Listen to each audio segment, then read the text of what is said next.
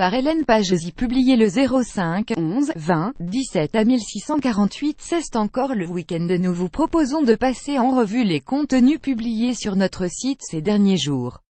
Culture, politique, économie, vidéo. L'actualité qu'il ne fallait pas manquer, c'est ici. L'essentiel de l'info du week-end. Donald Trump au Japon, entre mise en scène et diplomatie du Golfe, spectaculaire vague d'arrestations en Arabie Saoudite.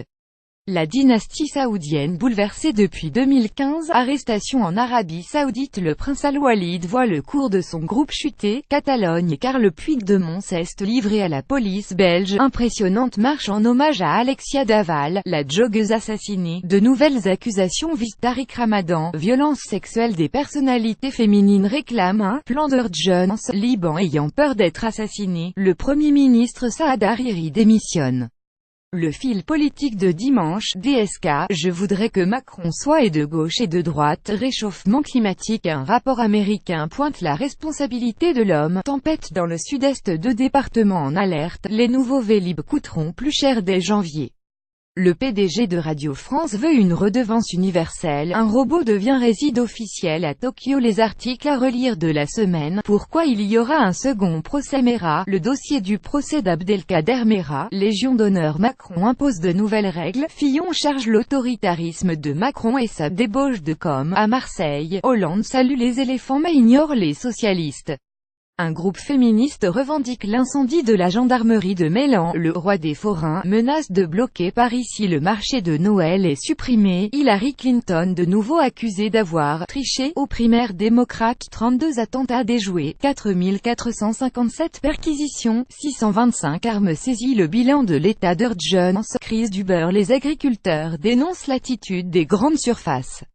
La désactivation du compte Twitter de Trump pose des questions de sécurité. Autisme. Des vidéos pratiques pour accompagner les parents et aidants. 42 personnalités masculines réclament un congé paternité digne de ce nom. Le sport sera présent en marge des Jeux Olympiques de 2018. iPhone X. Le spectacle dérisoire des files d'attente. Nous avons testé l'iPhone X. Dossier tabac. Comment s'en sortir? La France compte 16 millions de fumeurs. Si la moitié d'Enter veut arrêter de fumer, seules 400 000 à 500 000 personnes sautent le pas chaque année. Pourtant les risques du tabac sont bien connus. Cancer, maladies cardiovasculaires, infertilité. Une génération sans tabac verra-t-elle bientôt le jour? Cliquez ici pour lire notre dossier. Teint, goût, souffle.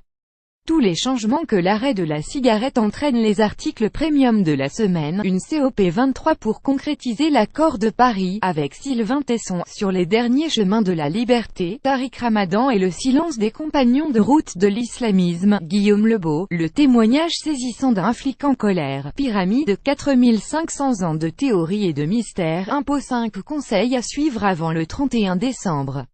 La croix de Plohermel ou la décomposition française. Curiosité scientifique, à une mystérieuse cavité découverte au cœur de la pyramide de Khéops. Proxima b, l'exoplanète la plus proche de nous, n'est probablement pas seule. Planète, monstre, étoile naine. Découverte d'un duo révolutionnaire.